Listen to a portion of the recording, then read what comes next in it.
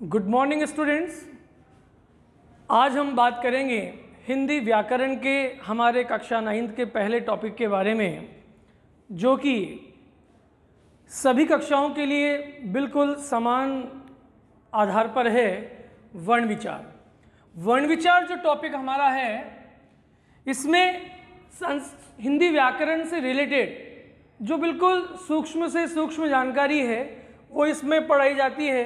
और वर्ण विचार में सबसे पहले हम बात करेंगे वर्णों की कि वर्ण क्या है, कि वर्णों को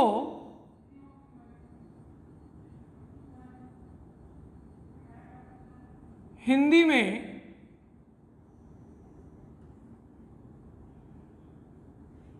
अक्षर भी कहा गया है।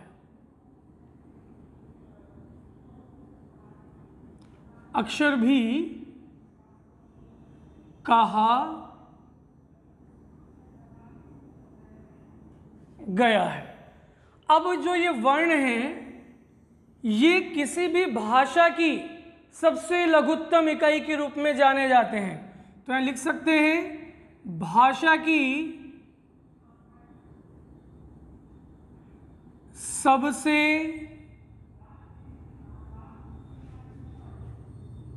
छोटी या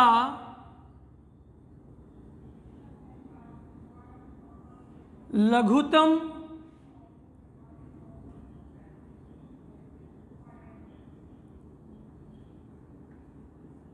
इकाई को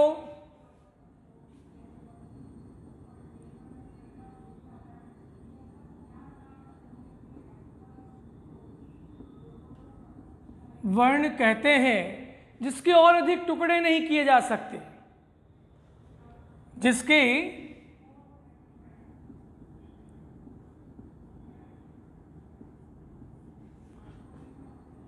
अधिक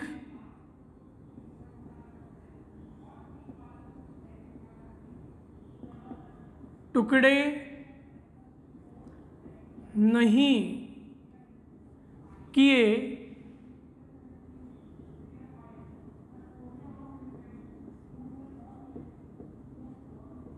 जा सकते हैं। ठीक है, तो वर्ण की डेफिनेशन के बाद में जब एक साथ बहुत सारे वर्ण अगर मिले तो नेक्स्ट आता है हमारी वर्णमाला।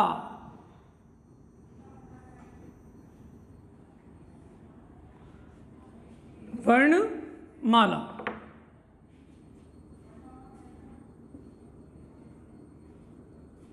वर्णों का क्रमबद्ध समूह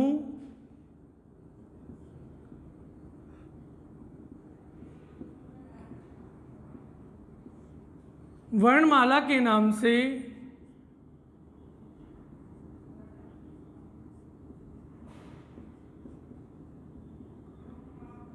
जाना जाता है। कि वर्णों के क्रमबद्ध समूह को जो पूरे एक सीक्वेंस के साथ लिख दिए जाएं, पूरे क्रम के साथ हमारे सामने प्रस्तुत हों, उन्हें हम वर्णमाला के नाम से जानेंगे। और अगला है वर्ण और वर्णों के प्रकार। वर्णों को दो प्रकारों में डिवाइडेड किया हुआ है। पहला है स्वर वर्ण और दूसरे हैं व्यंजन वर्ण। स्वर वर्ण और व्यंजन वर्ण। स्वर वर्ण मतलब कि ऐसे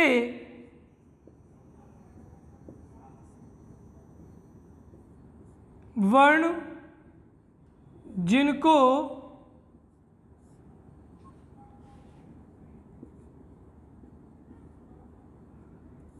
निर्बाध गति से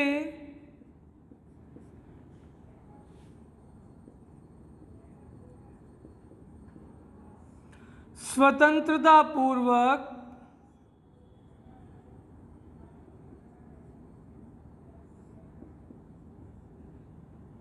उच्चारित किया जावे या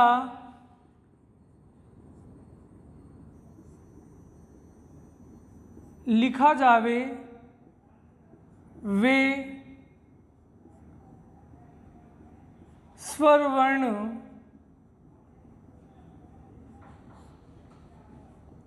कहलाते हैं। कि ऐसे वर्ण जिनका निर्बाध गति से, बिना किसी रुकावट के जिनका प्रयोग किया जाए, जिनका उच्चारण किया जाए, जिनका प्रोनाउंसिएशन किया जाए या उनको लिखा जाए, ऐसे वर्णों को हम स्वर वर्णों की कैटेगरी में, उस श्रेणी में रखने का कार्य कर सकते हैं। और स्वर वर्णों को हमने 3 प्रकार से डिवाइड किया है कि सबसे पहले हैं लघु स्वर। कौन से स्वर? लघु स्वर। लघु मतलब एक मात्रिक स्वर, एक मात्रिक स्वर, कि जिनके उच्चारण में सबसे कम समय लगे, सबसे कम समय में जिनका उच्चारण किया जाए, वे लघु स्वर के रूप में जाने जाएंगे। और लघु स्वरों की संख्या है 4, अ, ई, उ और री। तो लघु स्वरों की संख्या हुई 4। नेक्स्ट इसके बाद में है दीर्घ स्वर।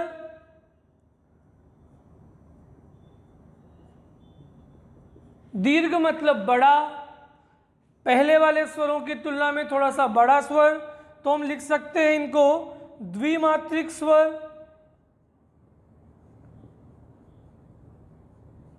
ठीक है। तो जिन स्वरों की उच्चारण में या लिखने में स्वर लघुओं के डबल टाइम लगता हो, 2 गुना समय लगता हो, वे दीर्घ स्वर की कैटेगरी में रखे जाएंगे। आ, ई, उ, ए, आई, ओ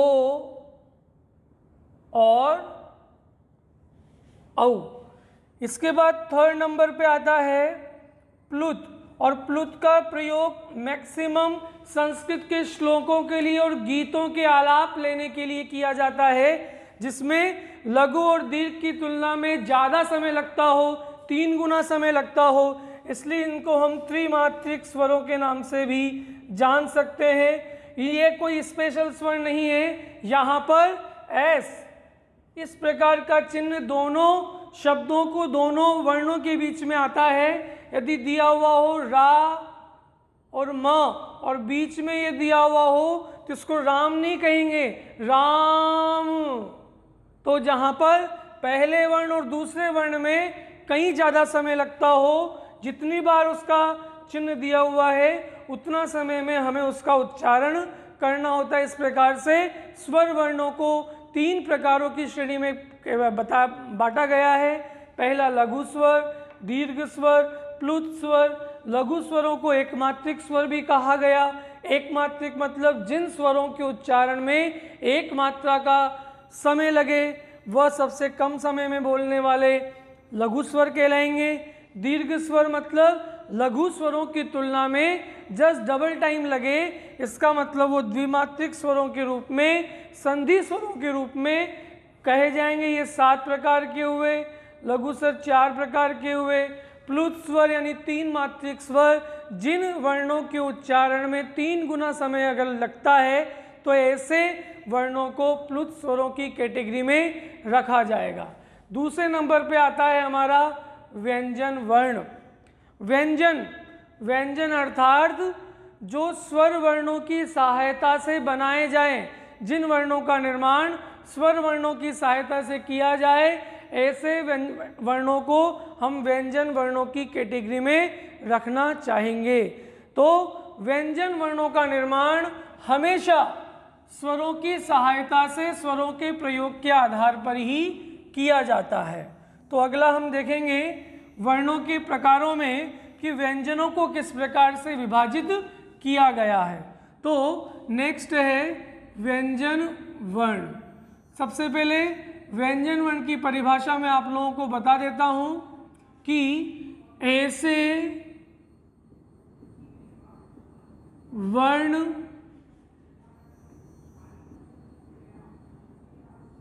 जिनका उच्चारण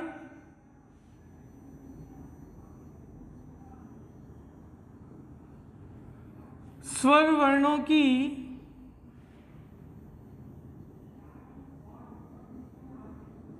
सहायता से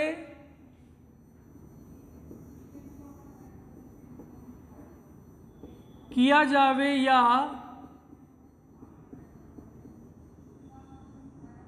लिखित रूप में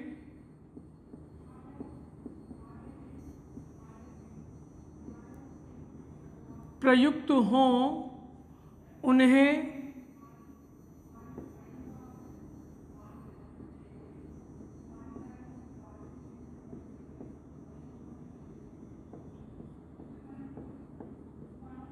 व्यंजन वर्ण कहते हैं। ठीक है, अब व्यंजनों को अलग अलग तरह से विभाजित किया है।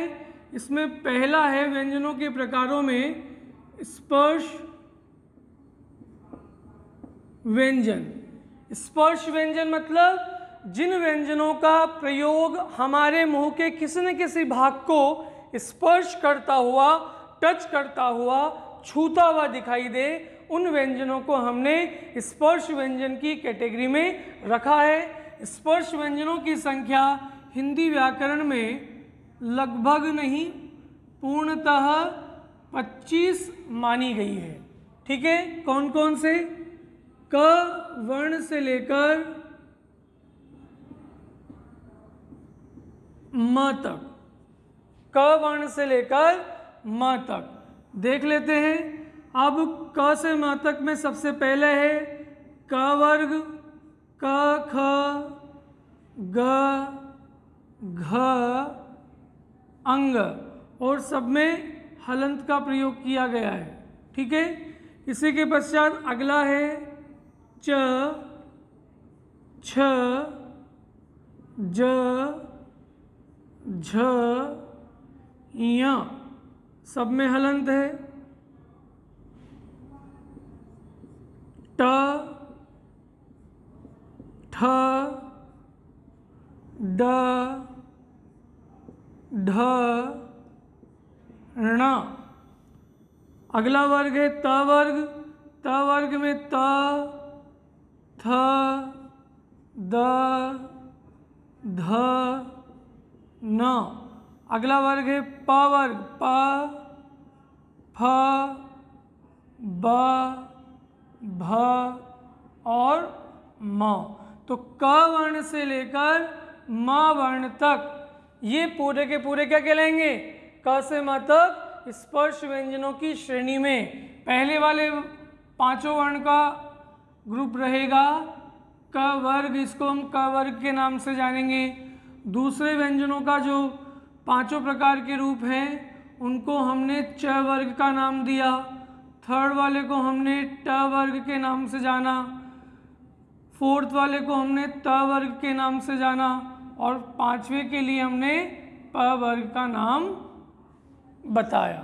तो क वर्ग, च वर्ग, ट वर्ग, त वर्ग और प वर्ग। इस तरह से स्पर्श व्यंजनों की संख्या कितनी हुई? 25। नेक्स्ट इसके बाद में है अंतस्थ व्यंजन।